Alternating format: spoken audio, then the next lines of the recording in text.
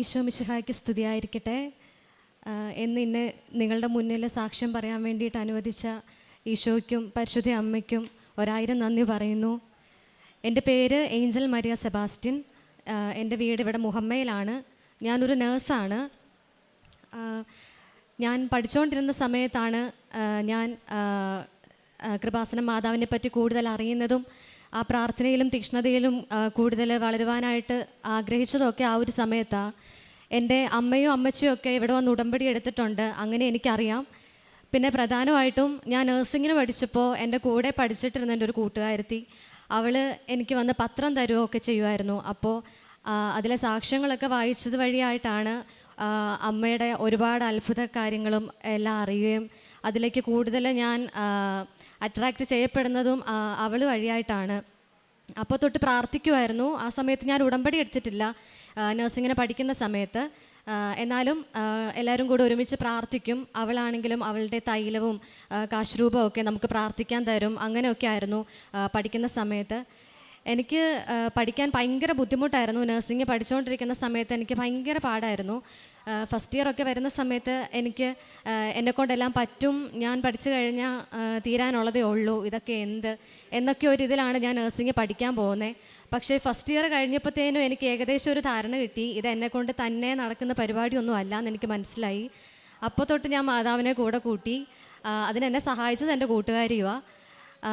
എക്സാമിൻ്റെ ടൈമൊക്കെ ആകുമ്പോഴത്തേനും നമ്മൾ പഠിക്കാനിരിക്കുന്നതിന് മുന്നേ നമ്മുടെ ഒരു ദിവസം തുടങ്ങുന്നത് തന്നെ രാവിലെ പ്രത്യക്ഷീകരണ പ്രാർത്ഥന ചൊല്ലിക്കൊണ്ടാണ് നമ്മൾ 5:30 നമ്മുടെ ദിവസം തുടങ്ങുന്നത്. അത് കഴിയുമ്പോൾ കുർബാനയ്ക്ക് കൂടും. അത് കഴിഞ്ഞിട്ട് നമ്മൾ പഠിക്കാനുള്ള കാര്യങ്ങളും ബാക്കി കാര്യങ്ങളൊക്കെ നോക്കും. പഠിക്കാനിരിക്കുന്നതിന് മുന്നേ തൊട്ട് മുന്നേ ആയിട്ട് അവൾ ഞങ്ങളുടെ എല്ലാവരുടെയും നെറ്റിയിൽ തൈലം കൊണ്ട് കുരിശ് വരച്ച് തരും. മാതാവിൻ്റെ വെഞ്ചരിച്ച തേന് ഞങ്ങൾ ഉപയോഗിക്കും. എന്നിട്ടൊക്കെയാണ് ഞങ്ങൾ പഠിക്കാൻ വേണ്ടിയിട്ട് ഇരുന്നുകൊണ്ടിരുന്നത്. അങ്ങനെ ഞങ്ങളെല്ലാവരും 40 പേരാണ് ഞങ്ങളുടെ ബാച്ചിലുണ്ടായിരുന്നത്. അപ്പോൾ ഞങ്ങൾ എപ്പോഴും പ്രാർത്ഥിച്ചുകൊണ്ടിരുന്നത്, ഞങ്ങളുടെ കോളേജിൽ ഇതുവരെ 40 പേര് മൊത്തത്തോടെ ഫൈനൽ എക്സാം പാസ്സായിട്ടില്ല. അപ്പോൾ ഞങ്ങളെല്ലാവരും പ്രാർത്ഥിച്ചുകൊണ്ടിരുന്നത് ഞങ്ങളുടെ ബാച്ചിലെ എല്ലാവരെയും ഒരുമിച്ച് പാസ് ഔട്ടാക്കി വിടണേ എന്നുള്ളതാണ് ഞങ്ങൾ പ്രാർത്ഥിക്കുന്നത്. അപ്പോൾ മെയിൻ എക്സാമിനൊക്കെ പൊയ്ക്കൊണ്ടിരുന്നപ്പോഴത്തേനും ഉടമ്പടി എടുത്തിട്ടുള്ള കൂട്ടുകാർ അവരുടെ തൈലം ഉണ്ടല്ലോ, അപ്പോൾ അവർ 2 പേരും ഇങ്ങനെ തൈലം പിടിച്ച് നിൽക്കും. നമ്മളെല്ലാവരും ഇങ്ങനെ ലൈൻ ബൈ ലൈനായിട്ട് വന്ന് അവരെല്ലാവരും നമ്മുടെ നെറ്റിൽ കുരിശ് വരച്ച് നമ്മുടെ വലത്തെ കൈൻ്റെ പത്തിയിലും കുരിശൊക്കെ വരച്ച് തന്നിട്ടാണ് നമ്മൾ എക്സാമിനൊക്കെ പൊയ്ക്കൊണ്ടിരുന്നത്, യൂണിവേഴ്സിറ്റി എക്സാമിന്. അവസാനം റിസൾട്ട് വന്നപ്പോഴത്തേക്കിനും ഭയങ്കര അത്ഭുതമായിരുന്നു. ഞങ്ങൾ 40 പേര് ഒരുമിച്ച് BSc നഴ്സിംഗ് 4th ഇയർ നമ്മൾ പാസ്സായി. അന്ന് ഞങ്ങളെല്ലാവരും പറഞ്ഞിട്ടുണ്ടായിരുന്നു, എന്താണേലും ഉടമ്പടി എടുത്ത് നമ്മളിവിടെ വന്ന് സാക്ഷ്യം പറയുമെന്ന് പറഞ്ഞിട്ടുണ്ടായിരുന്നു. കഴിഞ്ഞ വർഷം 2024 ഞങ്ങൾ പാസ് ഔട്ടായത്. ഇന്ന് ഞാനിപ്പോൾ മാതാവിൻ്റെ ആൾത്താരയിൽ അത് എല്ലാവരുടെയും മുന്നിൽ പറയുകയാണ്. ഇതാണ് എൻ്റെ ആദ്യത്തെ സാക്ഷ്യം. പിന്നെ അന്ന് തൊട്ട് ഇന്ന് വരെ ഇപ്പോൾ ഈ നിമിഷം വരെ നടക്കുന്നത് എല്ലാം അത്ഭുതമാണ്. വലിയ ബ്ലെസ്സിങ്സ് ആണ് എൻ്റെ ലൈഫിൽ മൊത്തം നടന്നുകൊണ്ടിരിക്കുന്നത്. നഴ്സിംഗ് കഴിഞ്ഞ് പാസ് ഔട്ടായി കഴിഞ്ഞപ്പോൾ പിന്നെ ഭയങ്കര കൺഫ്യൂഷനായിരുന്നു. ഇനി എന്നാ ചെയ്യണ്ടേ, ജോലിക്ക് കയറണോ അതോ ഇനി എന്തെങ്കിലും പഠിക്കണോ, അങ്ങനെ കുറേ ആലോചിച്ചായിരുന്നു. അപ്പോൾ എൻ്റെ വേറൊരു കൂട്ടുകാരി വരെയായിട്ട് അവൾ എന്നോട് പറഞ്ഞു, നമുക്ക് OET പഠിക്കാൻ പോവാം, പഠിത്തത്തിൻ്റെ ആ ഒരു ടച്ച് വിടുന്നതിന് മുന്നേ നമുക്ക് OET അങ്ങ് ക്ലിയർ ചെയ്താലോ എന്ന് ചോദിച്ചു. എന്നാൽ പിന്നെ അങ്ങനെ ആവട്ടെ എന്ന് വിചാരിച്ച് അങ്ങനെ ഞങ്ങൾ 2 പേരും കൂടെ OET പഠിക്കാൻ വേണ്ടിയിട്ട് പോയി. 3 മാസത്തെ കോഴ്സ് എടുത്ത് പഠിക്കാൻ തുടങ്ങി. അപ്പോൾ നമുക്ക് OETയുടെ എക്സാമിന് നമുക്ക് അറ്റൻഡ് ചെയ്യണമെന്നുണ്ടെങ്കിൽ നമുക്ക് പാസ്പോർട്ട് വേണം. ഞാൻ പാസ്പോർട്ട് എടുത്തിട്ടില്ല. എൻ്റെ കയ്യിൽ മെയിനായിട്ടുള്ള ഐഡികളൊന്നുമില്ല. എന്ന് വെച്ചാൽ എൻ്റെ ആധാർ കാർഡിൽ സ്പെല്ലിംഗ് മിസ്റ്റേക്ക്, എനിക്ക് ലൈസൻസ് ഇല്ല, എൻ്റെ ഇലക്ഷൻ ID കാർഡിന് അപ്ലൈ ചെയ്തിട്ടേ ഉള്ളൂ. അപ്പോൾ എനിക്ക് പാസ്പോർട്ടിന് അപ്ലൈ ചെയ്യാൻ വേണ്ടിയിട്ടുള്ള IDs ഒന്നും തന്നെ എൻ്റെ കയ്യിലില്ല. അപ്പോൾ ഞാനിങ്ങനെ ഭയങ്കരമായിട്ട് വിഷമിച്ചു. അപ്പോൾ അതിന് മുന്നേ ആയിട്ട് ഇതിനെല്ലാത്തിനും ഇങ്ങനെ അപ്ലൈ ചെയ്തിട്ടു. ആധാറിൻ്റെ കറക്ഷൻ അപ്ലൈ ചെയ്തിട്ടു, ID കാർഡിന് അപ്ലൈ ചെയ്തിട്ടു, പക്ഷെ ഒന്നും അങ്ങ് കയ്യിലോട്ട് കിട്ടിയിട്ടില്ല. അങ്ങനെ ഇരിക്കുമ്പോഴാണ് പാസ്പോർട്ട് ഓഫീസിൽ നമുക്ക് അപ്പോയിൻമെൻറ്റ് കിട്ടി. അങ്ങനെ പോയി. ഞാനിങ്ങനെ പോകുന്ന വഴി 11:30-ക്കാണ് എനിക്ക് അപ്പോയിൻമെൻറ്റ് കിട്ടിയത്. ഞാൻ കാറിലിരിക്കുന്ന വഴി ഞാനിങ്ങനെ ജസ്റ്റ് ഫോൺ നോക്കിയപ്പോഴത്തേനും എൻ്റെ ആധാർ അപ്ഡേറ്റ് ആയി വന്നിട്ടുണ്ട്, ആധാറിലെ കറക്ഷൻ ശരിയായി വന്നിട്ടുണ്ട്. അങ്ങനെ എങ്ങനെയൊക്കെയോ ചെന്ന് പാസ്പോർട്ട് ഓഫീസിൽ ചെന്ന് അവിടുത്തെ കാര്യങ്ങളൊക്കെ ഏകദേശമൊക്കെ നടത്തി. അപ്പോഴും എനിക്ക് ഒരു ID പ്രൂഫിന് കുറവുണ്ട്. അതെന്നാ ചെയ്യണമെന്ന് എനിക്കറിയത്തില്ല. എൻ്റെ എല്ലാ ഡോക്യുമെൻറ്റ്സിലും എന്തെങ്കിലുമൊക്കെ ആയിട്ട് മിസ്റ്റേക്സാണ്, സ്പെല്ലിങ് മിസ്റ്റേക്കാണ്. അപ്പോൾ എനിക്കതൊന്നും ഉപയോഗിക്കാൻ വേണ്ടിയിട്ട് പറ്റുന്നില്ല. അപ്പോൾ അവരെന്നെ തിരിച്ചു വിട്ടു. അവരെന്നോട് പറഞ്ഞു ബാങ്കിലെ പാസ്ബുക്ക് ട്രാൻസാക്ഷൻ എല്ലാം ക്ലിയർ ആക്കി അത് അപ്ഡേറ്റ് ആക്കിയിട്ട് നാളത്തേന് വരാൻ പറഞ്ഞു. അപ്പം ഞാനിങ്ങനെ ക്ലാസ് കട്ട് ചെയ്തിട്ട് ഒരു ദിവസത്തേക്കിന് വേണ്ടിയിട്ട് പാസ്പോർട്ട് ഓഫീസിൽ വന്നേക്കുക. അപ്പോൾ എനിക്ക് പിറ്റേ ദിവസം കൂടെ ലീവ് എടുക്കാൻ വേണ്ടി പറ്റത്തില്ല, കാരണം എക്സാം ഒക്കെ അടുത്തിരിക്കുക OETയുടെ. അപ്പോൾ ഞാൻ എന്നാ ചെയ്യുമെന്ന് ഭയങ്കര വിഷമിച്ചു. എന്നിട്ട് ഞാൻ ആലപ്പുഴയിൽ നിന്ന് തിരിച്ച് മുഹമ്മയ്ക്ക് പോയി. വീട്ടിൽ ചെന്നിട്ട് ഞാൻ അമ്മയോട് ചോദിച്ചു എന്നാ ചെയ്യും, ഇങ്ങനെ നാളെയും കൂടി ഇനി പോകേണ്ടി വരും, അപ്പോഴും ശരിയാകുമെന്ന് ഒരു ഉറപ്പുമില്ല. അപ്പോൾ അമ്മ പറഞ്ഞു എന്നാൽ ബാങ്കിൽ പോയി അതിൻ്റെ കാര്യങ്ങൾ എന്നാന്ന് ചെയ്യാൻ പറഞ്ഞു. അങ്ങനെ ചെന്ന് ഒരു 4-5 പാസ്ബുക്കോളം ഇട്ട് നമ്മളെ ട്രാൻസാക്ഷൻ അതെല്ലാം പതിപ്പിച്ചാണ് എൻ്റെ 2020 മുതൽ 24 വരെയുള്ള എല്ലാ ട്രാൻസാക്ഷനും ഞാൻ പാസ്ബുക്കിൽ അങ്ങനെ കയറ്റി. അങ്ങനെ അതുമായിട്ട് തിരിച്ചു വന്നു കഴിഞ്ഞപ്പോൾ ലേറ്റായി. എപ്പോഴും എനിക്ക് ഭയങ്കര എന്നാ ഇനി ചെയ്യും, ഇനി പോകണോ, നാളെ ഇനി ക്ലാസ് പോകും എന്നൊക്കെ ഞാനിങ്ങനെ കുറേ വിഷമിച്ചിരിക്കുക. അപ്പോൾ അമ്മ എനിക്ക് ഉടമ്പടി കാശ് രൂപം തന്നു. അങ്ങനെ ഞാനത് കൈ പിടിച്ച് കുറച്ച് നേരം ഇങ്ങനെ ഇരുന്നിട്ട് ഞാൻ പറഞ്ഞു ഞാൻ എന്നാണേലും പോയി ഒന്നും കൂടെ ട്രൈ ചെയ്ത് നോക്കാം, ഇനി അങ്ങനെ ശരിയായാലോ എന്ന് വിചാരിച്ച് പ്രാർത്ഥിച്ച് ഉടമ്പടി കാശ് രൂപം കയ്യിൽ പിടിച്ച് ഞാൻ പിന്നെയും പാസ്പോർട്ട് ഓഫീസിൽ തന്നെ പോയി. ഉച്ച കഴിഞ്ഞിട്ട് ഞാനവിടെ ചെന്നപ്പോഴത്തേനും എനിക്ക് ഭയങ്കര അത്ഭുതമായിപ്പോയി. അവരൊക്കെ ഇങ്ങനെ ആരോ ഇപ്പോൾ വരും എന്ന് പറഞ്ഞ് ഇങ്ങനെ വെൽക്കം ചെയ്യാൻ നിൽക്കുന്ന പോലെ എനിക്ക് തോന്നിയ, ഭയങ്കര ചിരിച്ച് പ്ലസൻ്റായിട്ട് ആദ്യം അപ്പോയിൻമെൻറ്റ് സമയത്ത് ഓരോന്നേയൊക്കെ ഒപ്പിച്ചു വെച്ചിട്ട് തിരിച്ചു പോയ ഒരാളോട് ബിഹേവ് ചെയ്യുന്ന പോലെയല്ല, വന്നപ്പോഴത്തേനും ഭയങ്കര കാര്യമായിട്ട് അവരെന്നെ വെൽക്കം ചെയ്ത് എനിക്ക് വേണ്ട കാര്യങ്ങളെല്ലാം ചെയ്ത് ക്ലിയർ ആക്കി തന്നു. അന്ന് തന്നെ പാസ്പോർട്ട് ഓഫീസിലെ എല്ലാ കാര്യങ്ങളും ക്ലിയർ ആക്കാൻ വേണ്ടി പറ്റി. അത് അമ്മയുടെ ഉടമ്പടി കാശ് രൂപത്തിൻ്റെ വലിയൊരു അത്ഭുതമാണ്. കാരണം നമ്മൾ മാനസികമായിട്ട് ചിന്തിക്കുമ്പോഴത്തേനും നമുക്ക് ആ ഒരു സമയം കൊണ്ട് എൻ്റെ കയ്യിൽ അത് ചെയ്ത് തീർക്കാനുള്ള ഡോക്യുമെൻറ്റ്സോ പ്രൂഫോ കാര്യങ്ങളൊന്നുമില്ലായിരുന്നു. അതൊക്കെ പക്ഷേ ആ ഒരു സമയപരിധിക്കുള്ളിൽ എല്ലാം ക്ലിയർ ആക്കി കിട്ടി. എനിക്ക് അന്നുകൊണ്ട് പാസ്പോർട്ടിൻ്റെ എല്ലാം അപ്ലൈ ചെയ്ത് ക്ലിയർ ആക്കി കിട്ടി. അങ്ങനെ ഞാൻ എക്സാമിന് അറ്റൻഡ് ചെയ്യാൻ വേണ്ടിയിട്ട് പോയി. കോയമ്പത്തൂരാണ് പോയത്. അവിടെ ചെന്ന് എക്സാമിന് അറ്റൻഡ് ചെയ്യുന്നതിന് മുന്നേയും ഉടമ്പടി തൈലം കൊണ്ട് നെറ്റിയിൽ കുരിശ് വരയ്ക്കുകയും കാശ് രൂപം കയ്യിൽ കൊണ്ടുപോകുകയും ചെയ്തിട്ടാണ് പോയത് എക്സാമിന്. എക്സാമൊക്കെ കഴിഞ്ഞു, തിരിച്ചിങ്ങോട്ട് ഇറങ്ങി. ഫ്രണ്ട്സ് ഒരു 10-14 പേരുണ്ടായിരുന്നു. എല്ലാവരും ഒക്കെ നമ്മൾ എക്സാം കഴിയുമ്പോൾ ഡിസ്കസ് ചെയ്യുന്ന പോലെ എല്ലാവരും ക്വസ്റ്റ്യൻസും ആൻസേഴ്സൊക്കെ ഡിസ്കസ് ചെയ്യാൻ തുടങ്ങി. കുറേ പേര് പറഞ്ഞു ഭയങ്കര ടഫായിരുന്നു, കുറേ പേര് പറഞ്ഞു എനിക്ക് ചില മൊഡ്യൂളിലൊക്കെ ഈസി ആയിരുന്നു, കുഴപ്പമില്ലായിരുന്നു. പക്ഷേ എനിക്കിത് രണ്ടും പറയാൻ പറ്റാത്ത അവസ്ഥയിലായിരുന്നു. എളുപ്പമാണോ എന്ന് പറയണമെന്നും അറിയത്തില്ല, പാടാണോ എന്ന് പറയണമെന്നും അറിയത്തില്ല, എന്താ എഴുതിയേക്കുന്നത്, എന്നതാ സ്പീക്കിങ്ങിനൊക്കെ പറഞ്ഞതെന്ന് പോലും എനിക്കറിയത്തില്ല. ഭയങ്കര എന്തുവാ ടെൻഷനില്ല, പാസ്സാകുമോ ഇല്ലയോ എന്നുള്ള ടെൻഷനൊന്നുമില്ല. പക്ഷേ എളുപ്പമാണോ പാടാണോ എന്ന് പോലും പറയാൻ പറ്റാത്ത വിധത്തിൽ എന്തോ ഒരു അവസ്ഥയായിരുന്നു. പക്ഷെ ഞാൻ അതിനെ പറ്റിയിട്ട് അങ്ങനെ ഭയങ്കര ബോധേഡായില്ല. കാരണം എൻ്റെ കയ്യിൽ ഞാൻ ഉടമ്പടി കാശ് രൂപവും അമ്മയുടെ തൈലം കൊണ്ട് ഞാൻ നെറ്റിയിൽ കുരിശ് വരച്ചിട്ടുമാണ് പോയേക്കുന്നത്. അപ്പോൾ പിന്നെ ബാക്കി ഇനി അമ്മ നോക്കിക്കോളും എന്ന് വിചാരിച്ച് ഞാൻ പിന്നെ അതിൻ്റെ കാര്യമേ വിട്ടു. സെപ്റ്റംബർ 24-ാം തീയതി എൻ്റെ OETയുടെ റിസൾട്ട് വന്നപ്പോഴത്തേനും എനിക്ക് ഫസ്റ്റ് ചാൻസിൽ തന്നെ OET ക്ലിയർ ചെയ്യാൻ വേണ്ടിയിട്ട് പറ്റി. അത് എൻ്റെ അടുത്ത സാക്ഷ്യമാണ്. പിന്നെ ഇങ്ങോട്ട് എനിക്ക് അയർലൻഡ് സ്കോറാണ് കിട്ടിയത്. അപ്പം അയർലൻഡിൻ്റെ പ്രോസസ്സിംഗ് ഒക്കെ ആ വഴി അങ്ങ് സ്റ്റാർട്ട് ചെയ്തു. പിന്നെ DLന് വേണ്ടിയിട്ട് വെയിറ്റ് ചെയ്യുമായിരുന്നു. അപ്പം എന്നേക്കാൾ ഞാൻ കഴിഞ്ഞിട്ട് DLന് അപ്ലൈ ചെയ്ത എൻ്റെ ഫ്രണ്ട്സിന് വരെ DL കിട്ടി. അപ്പോൾ എനിക്കങ്ങ് ടെൻഷനായി. അവർക്ക് കിട്ടിയതിൽ സന്തോഷം, പക്ഷേ എൻ്റെത് വരാണ്ടായപ്പോൾ ഞാൻ വിചാരിച്ചു ഇനി ചെയ്തതിൽ എന്തായാലും എറർ വല്ലതും വന്നു കാണോ എന്ന് ഭയങ്കര ടെൻഷനാവാൻ തുടങ്ങി. അപ്പോൾ അത് ഓഗസ്റ്റ് 11 അപ്പോൾ ഞാൻ മാതാവിനോട് ഭയങ്കരമായിട്ട് പ്രാർത്ഥിച്ചു, അമ്മേ ഓഗസ്റ്റ് 15 അമ്മയുടെ സ്വർഗാരോപണത്തിന് മുന്നേ അല്ലെങ്കിൽ അന്നത്തെ ദിവസം എന്നെ അങ്ങ് ഹാപ്പി ആക്കണേ, അല്ലെങ്കിൽ അതിൽ മുന്നേ എൻ്റെ DL തന്ന് എന്നെയും കൂടെ അങ്ങ് ഹാപ്പി ആക്കണമെന്ന് ഞാൻ പ്രാർത്ഥിച്ചു. അതുപോലെ തന്നെ ഓഗസ്റ്റ് 14-ാം തീയതി ആയപ്പോഴത്തേക്കിനും എനിക്കും മെയിൽ വന്നു, എൻ്റെ DL അപ്രൂവായി. അങ്ങനെ അതെൻ്റെ അടുത്ത സാക്ഷ്യമാണ്. പിന്നെ അതിനുശേഷം ഇൻ്റർവ്യൂ കിട്ടണമല്ലോ. എൻ്റെ ഒരുപാട് സീനിയേഴ്സ് OET ക്ലിയർ ചെയ്ത് DL അപ്രൂവായി എല്ലാം കഴിഞ്ഞിട്ടും അവർക്ക് ഇൻ്റർവ്യൂസ് കിട്ടുന്നില്ല. അങ്ങനെ പലരുടെയും ഇത് എക്സ്പയർ ആയിപ്പോയിട്ടുണ്ട്. OET ആണെങ്കിലും DL ആണെങ്കിലും. DLന് 1 ഇയർ വാലിഡിറ്റിയേ ഉള്ളൂ. അപ്പോൾ അതൊക്കെ എക്സ്പയർ ആയിപ്പോയ കുറേ സീനിയേഴ്സിനെ എനിക്കറിയാം. അപ്പോൾ എനിക്ക് ഭയങ്കര ടെൻഷനായി, ദൈവമേ ഇനി അങ്ങനെ ഇൻ്റർവ്യൂ കിട്ടിയില്ലെങ്കിൽ ഇപ്പോൾ പഠിച്ചതെല്ലാം അങ്ങ് കയ്യിൽ നിന്ന് പോകത്തില്ല, ഇനി എന്നാ ചെയ്യുമെന്നൊക്കെ ഞാൻ ആലോചിച്ചു. പക്ഷേ അയർലൻഡിലുള്ള എൻ്റെ ഒരു ചേട്ടനും ചേച്ചിയും എൻ്റെ കസിൻസ് വഴിയായിട്ട് എനിക്കും ഒരു ഇൻ്റർവ്യൂ ശരിയായി. അത് മാതാവിൻ്റെ വലിയൊരു പ്രവർത്തനമായിട്ട് ഞാൻ കാണുന്നു. കാരണം എൻ്റെ ലൈഫിൽ ഓരോ ഡിസിഷൻ എടുക്കാനും ഓരോരുത്തർ മാതാവ് പറഞ്ഞു വിട്ട പോലെ ഓരോരുത്തർ എൻ്റെ ലൈഫിലേക്ക് വരികയും കറക്റ്റായിട്ടുള്ളൊരു ഡയറക്ഷനിലേക്ക് എന്നെ കൊണ്ടുപോവുകയും ചെയ്തിട്ടുണ്ട്. അങ്ങനെ ഒരു കാര്യമായിരുന്നു എനിക്ക് ഇൻ്റർവ്യൂ കിട്ടിയത്. ഇൻ്റർവ്യൂവിന് ഞാൻ അറ്റൻഡ് ചെയ്യുമ്പോൾ ഇതുപോലെ തന്നെ ഞാൻ ഒട്ടും പ്രിപ്പയർ ചെയ്തിട്ടില്ല. കാരണം എനിക്ക് ആ സമയത്ത് നൈറ്റ് ഡ്യൂട്ടിയാണ്. ഞാനൊരു 5 നൈറ്റൊക്കെ ചെയ്തിട്ട് വന്നിട്ട് നമുക്ക് എന്താ ചിന്തിക്കേണ്ടതെന്ന് പോലും അറിയാൻ പറ്റുന്നില്ല. അത്രയ്ക്കുള്ള ബോധം പോലും എനിക്കില്ല ആ സമയത്ത്. ഇൻ്റർവ്യൂ നമുക്കങ്ങ് നീട്ടി വെക്കാനും പറ്റത്തില്ല. എന്താണേലും ഞാനത് അറ്റൻഡ് ചെയ്യണം. അപ്പോഴും ഞാൻ ഇത് തന്നെയാണ് ചെയ്തത്. അതുപോലെ തന്നെ ഞാനപ്പോൾ ഹോസ്റ്റലിലായിരുന്നു. എനിക്ക് ഒരു ഇൻ്റർവ്യൂ അറ്റൻഡ് ചെയ്യാൻ പാകത്തിനുള്ളൊരു അറ്റ്മോസ്ഫിയർ ആ ഹോസ്റ്റലിലില്ലായിരുന്നു. ഒച്ചപ്പാടും ബഹളവും ഫ്രണ്ട്സും എല്ലാവരും കൂടെ ഇങ്ങനെ നിറഞ്ഞ് നമുക്ക് സ്വസ്ഥമായിട്ടൊന്ന് പ്രിപ്പയർ ചെയ്യാനോ അല്ലെങ്കിൽ ആ ഒരു അരമണിക്കൂർ ഇൻ്റർവ്യൂവിൽ അറ്റൻഡ് ചെയ്യാനോ പറ്റിയ ഒരു സാഹചര്യം എനിക്കില്ലായിരുന്നു. ഞാൻ പ്രിപ്പയർ ചെയ്തിട്ടും ഇല്ലായിരുന്നു. ജസ്റ്റ് എന്തൊക്കെയോ വായിച്ചു എന്നല്ലാണ്ട് ഒരു സീരിയസ് ആയിട്ട് നമ്മൾ കാണേണ്ട ഒരു കാര്യത്തിന് എനിക്ക് അങ്ങനെ പ്രിപ്പയർ ചെയ്യാൻ വേണ്ടിയിട്ടൊന്നും പറ്റിയില്ല.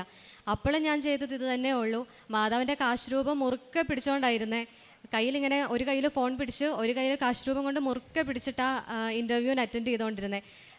നെറ്റിയിൽ തൈലം കൊണ്ട് കുരിശ് വരയ്ക്കുകയും തേൻ കഴിക്കുകയും ഒരു നുള്ളു ഉപ്പൊക്കെ എടുത്ത് വായിലിട്ട് വിശ്വാസ പ്രമാണമൊക്കെ ചൊല്ലി ഭയങ്കരമായിട്ട് പ്രാർത്ഥിച്ച് അത് മാത്രമേ ഉണ്ടായിരുന്നുള്ളൂ എനിക്ക് വഴി. കാരണം ഞാൻ നഴ്സിംഗ് പഠിക്കാൻ തുടങ്ങിയപ്പോൾ തൊട്ട് എനിക്ക് മനസ്സിലായ കാര്യമാണ്, എൻ്റെ കഴിവ് കൊണ്ട് ഞാൻ എന്നാണേലും എവിടെ എത്തത്തില്ല. അതിന് മാതാവ് ഈശോ എൻ്റെ കൂടെ ഉണ്ടായാലും മാത്രമേ എനിക്ക് ഈ പറയുന്ന കാര്യങ്ങളൊക്കെ ക്ലിയർ ചെയ്യാൻ പറ്റത്തുള്ളൂ നല്ല ഒരു ബോധ്യം എനിക്കുണ്ടായിരുന്നു. അപ്പോൾ ഞാൻ ഇങ്ങനെയൊക്കെ ചെയ്ത് ഭയങ്കരമായിട്ട് പ്രാർത്ഥിച്ച് ആ പ്രാർത്ഥനയുടെ ഒറ്റ ബലത്തിൽ ഞാൻ ആ ഇൻ്റർവ്യൂവിന് ഇരുന്നത്. ആ ആദ്യത്തെ ഇൻ്റർവ്യൂ തന്നെ കിട്ടുകയും ജോലിയുടെ കാര്യം ഏകദേശമൊക്കെ ഉറപ്പാകുകയും ചെയ്തു. അതാണ് എൻ്റെ അടുത്ത സാക്ഷ്യം. അപ്പോൾ ഞാൻ എപ്പോഴും പ്രാർത്ഥിച്ചുകൊണ്ടിരുന്നത് 2026 മാർച്ചിന് മുന്നേ ആയിട്ട് എന്നെ അയർലൻഡിൽ എത്തിക്കണേ. മാർച്ചിൽ എൻ്റെ ബർത്ത്ഡേയാണ്. അതാണ് അങ്ങനെ ആ ഒരു മന്ത് ഞാൻ ചൂസ് ചെയ്തത് അങ്ങനെയാണ്. മാർച്ചിന് മുന്നേ ആയിട്ട് എന്നെ ഒന്ന് അയർലൻഡിൽ എത്തിക്കണം, എനിക്ക് അവിടെ ഒരു ജോലി തരണമെന്ന് ഞാൻ എപ്പോഴും പ്രാർത്ഥിക്കുമായിരുന്നു. അത് എൻ്റെ പ്ലാനായിരുന്നു. പക്ഷേ മാതാവിൻ്റെ ഈശോയുടെയും പ്ലാൻ കുറേ കൂടെ ബെറ്റർ ആയിരുന്നു. എന്നെ ഈ മാസം തന്നെ അയർലൻഡിൽ ഞാൻ പോവാണ്. ഞാൻ ഈ വരുന്ന 12-ാം തീയതി ഫ്രൈഡേ ഞാൻ അയർലൻഡിൽ ജോബിന് വേണ്ടിയിട്ട് പോവാണ്. അതിന് ഞാൻ എത്ര നന്ദി പറഞ്ഞാലും മതിയാവത്തില്ല.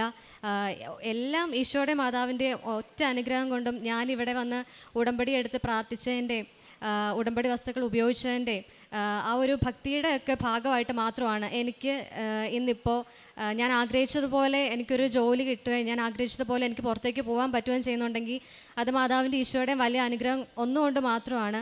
അതിന് ഞാൻ ഒരിക്കൽ കൂടി മാതാവിനോടും ഈശോയോടും ഒരുപാട് നന്ദി പറയുന്നു. പിന്നെ ഞാൻ ഉടമ്പടി എടുത്തു കഴിഞ്ഞപ്പോൾ ഞാൻ പ്രേക്ഷിത പ്രവർത്തനമായിട്ട് ചെയ്തുകൊണ്ടിരുന്നത് പത്രം കൊടുക്കുക എന്ന് തന്നെയായിരുന്നു. കാരണം ഞാനിപ്പോൾ ഹോസ്പിറ്റലിൽ വർക്ക് ചെയ്യുമ്പോൾ തന്നെ ഒരുപാട് ആവശ്യമുള്ളവരെ ഒരുപാട് കണ്ടുമുട്ടുന്നുണ്ട്. എന്ന് വെച്ചാൽ ഒരുപാട് വേദനിക്കുന്നവരെയും നമുക്കറിയാലോ. ഇപ്പോൾ ഒരു അസുഖം ഉണ്ടെങ്കിൽ ട്രീറ്റ്മെൻറ്റ് മാത്രമല്ല അല്ലെങ്കിൽ മരുന്ന് കൊണ്ട് മാത്രമല്ല ഒരു മനുഷ്യനെ സുഖപ്പെടുത്താൻ സാധിക്കുന്നത്. ഇപ്പം നമ്മുടെ കുറച്ച് നല്ല വാക്കുകളായിരിക്കാം, നമ്മൾ ഷെയർ ചെയ്യുന്ന കുറേ കാര്യങ്ങൾ അവർക്ക് ഭയങ്കര ഒരു അനുഭവമായിരിക്കും. അവർക്ക് അവരുടെ വിഷമങ്ങൾ കുറേയൊക്കെ മറക്കാനും ഒക്കെ നമ്മൾ കാരണം അവർക്ക് സാധിക്കും. അപ്പോൾ ഞാൻ കണ്ടുമുട്ടുന്നവർക്ക്, ഹോസ്പിറ്റലിൽ കാണുന്നവർക്കും, അതുപോലെ ഞാൻ ഇവിടുന്ന് വീട്ടിൽ നിന്ന് ഹോസ്പിറ്റലിലേക്ക് പോകുന്ന വഴി ബസ് സ്റ്റാൻഡിലൊക്കെ കാണുന്നവർക്കൊക്കെ ആയിരുന്നു പത്രം കൊടുത്തുകൊണ്ടിരുന്നത്. ആദ്യമൊക്കെ എനിക്ക് പത്രം കൊടുക്കാനായിട്ട് ഭയങ്കര ബുദ്ധിമുട്ടായിരുന്നു. എന്ന് വെച്ചാൽ അങ്ങനെ നമ്മളെ ഇങ്ങനെ കളിയാക്കി വിടുന്ന പോലെ തോന്നും. വാങ്ങിച്ചില്ലെങ്കിൽ എനിക്കൊരു ബുദ്ധിമുട്ട്, അവർ തിരിച്ചെന്തെങ്കിലും ചോദിച്ചു കഴിഞ്ഞാലൊക്കെ എനിക്ക് ഭയങ്കര പാടായിരുന്നു. അപ്പം അമ്മയാണ് എന്നോട് പറഞ്ഞത്, നമ്മളിങ്ങനെ പത്രം കൊടുക്കുമ്പോഴത്തേനും അവർ തിരിച്ച് നമ്മളെ കളിയാക്കുകയോ നമ്മളെ ഇൻസൾട്ട് ചെയ്യുന്ന പോലെയൊക്കെ സംസാരിക്കുകയോ ചെയ്ത് കഴിഞ്ഞാൽ ഇരട്ടി ബ്ലെസ്സിങ് ആയിരിക്കും കിട്ടുന്നത്. അതിന് ഉറപ്പായിട്ടും ഒരു റിസൾട്ട് നമുക്ക് കിട്ടും, അതിനൊരു ആൻസർ ഉണ്ട് എന്ന് എന്നോട് എപ്പോഴും പറഞ്ഞുകൊണ്ടിരുന്നത് അമ്മയാണ്. അപ്പം അതുകൊണ്ട് എനിക്ക് പിന്നെ അതൊരു പ്രശ്നമല്ലാണ്ടായി. കൊടുക്കുമ്പോഴത്തേനും തിരിച്ച് കളിയാക്കുകയാണെന്നുണ്ടെങ്കിൽ എനിക്കങ്ങ് സന്തോഷമായി പിന്നെ. കാരണം അതിനെന്താണേലും എനിക്കൊരു ആൻസർ കിട്ടും. നമ്മൾ ബൈബിളിൽ പറയുന്ന പോലെ ദൈവത്തെ പ്രതി നമ്മൾ പരിഹാസത്തിനും നിന്ദനങ്ങൾക്കൊക്കെ നമുക്ക് കിട്ടുകയെന്നുണ്ടെങ്കിൽ അത് ഭയങ്കര ഒരു ബ്ലെസ്സിങ് ആയിരിക്കും. നമുക്ക് അവിടെ അനുഗ്രഹം ഉറപ്പാണ്. അപ്പം എന്നെ ഇവിടെ ഇപ്പോൾ കേട്ടുകൊണ്ടിരിക്കുന്ന നിങ്ങളോട് എല്ലാവരോടും ഞാൻ അത് തന്നെയാണ് പറയുന്നത്. ഇപ്പം നിങ്ങൾക്ക് ഉടമ്പടി പത്രം നിങ്ങൾക്ക് കൊടുക്കാനായിട്ട് മടിയോ അല്ലെങ്കിൽ ബാക്കിയുള്ളവർ എന്നാ വിചാരിക്കും എന്നൊക്കെ നിങ്ങൾക്കൊരു തോന്നലോ വല്ലതും ഉണ്ടെങ്കിൽ ഈ ഒരു കാര്യം മാത്രം നിങ്ങൾ മനസ്സിൽ വെച്ചാൽ മതി. നിങ്ങളെ ആരെങ്കിലും ഇൻസൾട്ട് ചെയ്യുമോ, ഉടമ്പടി പത്രം കൊടുക്കുന്നതുകൊണ്ടോ കൃപാസന മാതാവിനെ ചൊല്ലിയോ നിങ്ങളെ ആരെങ്കിലും പരിഹസിക്കുകയോ മറ്റും ചെയ്യുന്നുണ്ടെങ്കിൽ നിങ്ങൾക്ക് ആ ഒരു കാര്യത്തിൽ ഉറപ്പായിട്ടും ബ്ലെസ്സിങ് കിട്ടും. നിങ്ങൾ ചോദിക്കുന്ന കാര്യം നിങ്ങൾക്ക് കിട്ടും. പിന്നെ ഒരു കാര്യമുള്ളത്, നമ്മുടെ പ്ലാനിങ് അനുസരിച്ച് എപ്പോഴും കാര്യങ്ങൾ പോകണമെന്ന് ഒരു നിർബന്ധമില്ല. ഇപ്പം എൻ്റെ കാര്യം തന്നെ പറഞ്ഞാൽ ഞാൻ അടുത്ത വർഷത്തേക്കിന് പോകണമെന്ന് ആഗ്രഹിച്ചു. പക്ഷേ മാതാവിൻ്റെ പദ്ധതി എന്നെ ഈ വർഷം തന്നെ കൊണ്ടുപോകാമെന്നുള്ളതാണ്. അതുപോലെ തന്നെ ദൈവത്തിന്, മാതാവിന് നമ്മളെ എല്ലാവരെയും പറ്റിയിട്ട് നല്ലൊരു പദ്ധതി ഉണ്ട്. നമ്മൾ വിചാരിക്കുന്നതിനെക്കാട്ടും അപ്പുറമായിരിക്കും. നമ്മൾ ആഗ്രഹിക്കുന്നതിനെക്കാട്ടും ഇരട്ടി ബ്ലെസ്സിങ് ആയിരിക്കും ചിലപ്പോൾ നമുക്ക് വേണ്ടിയിട്ട് പ്ലാൻ ചെയ്തേക്കുന്നത്. അപ്പോൾ നമ്മളത് സ്വീകരിക്കാൻ മാത്രം തയ്യാറായാൽ മതി. നമ്മൾ ക്ഷമയോടെ അതിന് വേണ്ടിയിട്ട് വെയിറ്റ് ചെയ്താൽ മതി, വേറെ ഒന്നുമില്ല. പിന്നെ ഉടമ്പടിയിലായിരിക്കുമ്പോഴത്തേനും ബൈബിൾ വായിക്കാനാണേലും ഒക്കെ ഞാൻ സമയം കണ്ടെത്തിയിരുന്നു. വർക്ക് ചെയ്തുകൊണ്ടിരുന്ന സമയത്ത് എന്നെക്കൊണ്ട് കറക്റ്റായിട്ടങ്ങ് ഫോളോ ചെയ്യാൻ പറ്റുന്നില്ലായിരുന്നു. പക്ഷേ ഇപ്പം ഞാൻ അതിന് വേണ്ടിയിട്ട് നല്ല രീതിയിൽ ടൈം മാറ്റി വയ്ക്കുന്നുണ്ട്. അരമണിക്കൂർ ബൈബിൾ വായിക്കാനും പേഴ്സണൽ പ്രെയറിനാണേലും ദിവസവും നമ്മുടെ സന്ധ്യാപ്രാർത്ഥന ചൊല്ലുന്നതിനാണേലും എല്ലാ ദിവസവും വിഷ്ണു കുർബാനയ്ക്ക് പോകാനാണേലും എല്ലാത്തിനും ഇപ്പോൾ ഭയങ്കര ഒരു ഇൻട്രസ്റ്റ് എനിക്കുണ്ട്. അപ്പം ഇതെല്ലാം മാതാവ് തന്നൊരു ബ്ലെസ്സിങ്ങാണ്. എല്ലാത്തിനും മാതാവിനും ഈശോയ്ക്കും ഒരുപാട് നന്ദി പറയുന്നു. ഞാൻ നിന്നെ ഉപദേശിക്കാം, നീ നടക്കേണ്ട വഴി കാണിച്ചു തരാം. ഞാൻ നിൻ്റെ മേൽ ദൃഷ്ടി ഉറപ്പിച്ച് നിന്നെ ഉപദേശിക്കാം. സങ്കീർത്തനം 32:8 8-ാം വചനമാണ്. ഏഞ്ചൽ മരിയ എന്ന മകളുടെ സാക്ഷ്യത്തിൽ നമ്മൾക്കിത് കാണുവാൻ സാധിക്കും.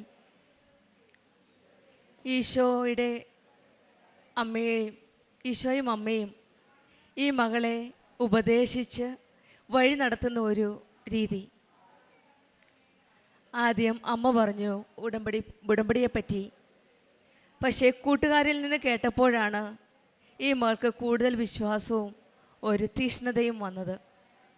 ആ വാക്കാണ് ഉപയോഗിച്ചത്, തീഷ്ണത. മറ്റു കൂട്ടുകാരോട് ഷെയർ ചെയ്യുമ്പോൾ, ഉടമ്പടിയെപ്പറ്റി ഷെയർ ചെയ്തപ്പോഴാണ് ഈ മകളുടെ ഉള്ളിലും ഉടമ്പടിയിലേക്കുള്ള, ഈ വിശ്വാസ ജീവിതത്തിലേക്കുള്ള തീഷ്ണത മനസ്സിൽ വന്നത്, ഉടമ്പടിയെപ്പറ്റി കൂടുതൽ ബോധ്യപ്പെട്ടത്. 40 പേര് ഒരേ ബാച്ചിൽപ്പെട്ടവർ ഒന്നിച്ചു നിന്ന് പ്രാർത്ഥിച്ചു. പക്ഷേ ഈ മകൾ പറഞ്ഞത്, തൈലം ഉടമ്പടി എടുത്തവർ മറ്റുള്ളവരുടെ നെറ്റിയിൽ പ്രാർത്ഥിച്ച് തൈലം തേച്ച് ഒന്നിച്ച് ഇവർ പ്രാർത്ഥിച്ചു, നമ്മുടെ ബാച്ചിലുള്ള എല്ലാവരും ജയിക്കണേ എന്ന്. ഉടമ്പടി ജീവിതം വിശ്വാസത്തിൻ്റെ ജീവിതമാണ്. എല്ലാ ദൈവമക്കളെയും നേർവഴിക്ക് നയിക്കുന്ന ദൈവത്തിൻ്റെ ഒരു പദ്ധതിയാണ് ഉടമ്പടി ജീവിത രീതി. ഈ മകൾ മാത്രമല്ല, കൂട്ടുകാരും അവരുടെ കുടുംബങ്ങളും ഒരു നല്ല വിശ്വാസ ജീവിതത്തിലേക്ക് വഴിതെളിക്കുന്ന ഒരു മാർഗമായിട്ടാണ് ഉടമ്പടി എടുത്ത കുട്ടികൾ മറ്റുള്ളവരെ സഹായിച്ചത്. പലപ്പോഴും പറഞ്ഞ് എവിടെ പോയാലും, ഇൻ്റർവ്യൂവിന് പോകുമ്പോഴും എന്തിനു പോകുമ്പോഴും തൈലവും കാശുരൂപവുമാണ് ഈ മകളുടെ കൂട്ടായി നിന്നത്. മെറിറ്റ് ഇല്ലയെന്ന് തോന്നുമ്പോഴൊക്കെ ഉടമ്പടി കാശുരൂപം ഒരു ശക്തിയായി, ഒരു ബലമായി, ഒരു മെറിറ്റായി കൂടെ കൊണ്ടുപോയിരുന്നു. ഉടമ്പടി എടുത്ത മക്കൾക്ക് എപ്പോഴും ഈശോയുടെ അമ്മയുടെ സാന്നിധ്യം ഒരു ബലമാണ്, ഒരു ശക്തിയാണ്. നമ്മൾക്ക് നമ്മളെ തന്നെ വിശ്വാസമില്ലാത്തപ്പോൾ നമ്മളുടെ കൂടെ വിശ്വാസമായിട്ട് ഇവർ രണ്ടുപേരും ചേർന്ന് നിൽക്കും. ഈ മകൾ പറഞ്ഞതുപോലെ ഡേറ്റ് ഇട്ട് പ്രാർത്ഥിച്ചു. ഓഗസ്റ്റ് 15 DLൻ്റെ പേപ്പറിന് വേണ്ടിയിട്ട് വെയിറ്റ് ചെയ്തു. ഓഗസ്റ്റ് 14 തന്നെ ഈശോയും മാതാവും അത് കൊടുത്തു. സമയച്ചുരുക്കത്തിന് മാതാവ്, ടൈം ഷോർട്ടനിങ് അമ്മ കൂടെ നിന്നുകൊണ്ടാണ് നമ്മളുടെ ഓരോ വഴികളിലും, ജീവിത വഴികളിൽ പുതിയ വഴികൾ തെളിച്ച് നമ്മളെ മുന്നോട്ട് നയിക്കുന്നത്. ഈ മോള് പറഞ്ഞതുപോലെ എൻ്റെ കഴിവുകൾ കുറയുമ്പോൾ ഈശോയിൽ കൂടുതൽ ആശ്രയിക്കും. പത്രം കൊടുത്തപ്പോൾ ബുദ്ധിമുട്ടുണ്ടായിരുന്നു. മറ്റുള്ളവരുടെ ഇൻസൾട്ടുകളും പരിഹാസങ്ങളും കേൾക്കുമ്പോഴാണ് അമ്മ പറഞ്ഞു കൊടുത്ത വാക്കുകൾ ഓർത്തത്, കൂടുതൽ ബ്ലെസ്സിങ് കിട്ടുമെന്ന്.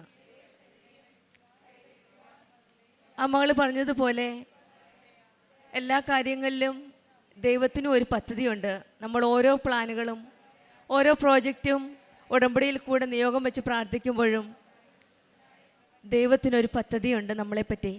ആ പദ്ധതിക്കനുസരിച്ച് നമ്മളുടെ ക്ഷേമത്തിനായി, നമ്മുടെ നാശത്തിനല്ല ദൈവത്തെ ഓരോ പ്ലാനും പദ്ധതികളും തയ്യാറാക്കുന്നത്. ഉടമ്പടി മക്കളുടെ ജീവിതത്തിൽ വിശ്വാസത്തോടെ ജീവിതം നയിക്കുമ്പോൾ, ഉടമ്പടി നിബന്ധനകളനുസരിച്ച് ജീവിതം നയിക്കുമ്പോൾ ഈശോയും അമ്മയും കോരിച്ചേരുന്ന അനുഗ്രഹങ്ങളാണ് ഉടമ്പടി സാക്ഷ്യങ്ങൾ. ഏഞ്ചൽ മരിയ എന്ന മകളുടെ ജീവിതത്തിൽ ഈശോയും അമ്മയും കരിഞ്ഞു കൊടുത്ത അനുഗ്രഹങ്ങളാണ്. ഈ മകൾ പറഞ്ഞതുപോലെ ഈ വരുന്ന ഫ്രൈഡേ വെള്ളിയാഴ്ച അയർലൻഡിന് പോവുകയാണ്. ഈശോയ്ക്കും അമ്മയ്ക്കും നന്ദി പറഞ്ഞ് പോകാനാണ് ഈ മകൾ വന്നത്. മറ്റു കൂട്ടുകാർ പിന്നീട് വരും. എനിക്ക് പോകേണ്ടതുകൊണ്ടാണ് ഈ മകൾ ഇന്നിവിടെ വന്നത്. നന്ദി പറയാനും മറന്നില്ല ഈ മകൾ. ഈ മകളുടെ ജീവിതത്തിൽ ഈശോയും അമ്മയും കരിഞ്ഞു കൊടുത്ത എല്ലാ അനുഗ്രഹങ്ങൾക്കും കരങ്ങളടിച്ച് നമുക്ക് ദൈവത്തിന് നന്ദി പറയാം. ഈശോയെ നന്ദി, ഈശോയെ സ്തുതി. അത്യപൂർവ ദൈവാനുഭവങ്ങൾ ഇനി നിങ്ങൾക്കും സ്വന്തം. ഈ യൂട്യൂബ് ചാനൽ ഇതുവരെ സബ്സ്ക്രൈബ് ചെയ്തിട്ടില്ലെങ്കിൽ ഇപ്പോൾ തന്നെ സബ്സ്ക്രൈബ് ചെയ്യുക. ഈ വീഡിയോ ഇപ്പോൾ തന്നെ നിങ്ങളുടെ സുഹൃത്തുക്കൾക്ക് ഷെയർ ചെയ്തുകൊണ്ട് കർത്താവിൻ്റെ പ്രേക്ഷിതരാകുക.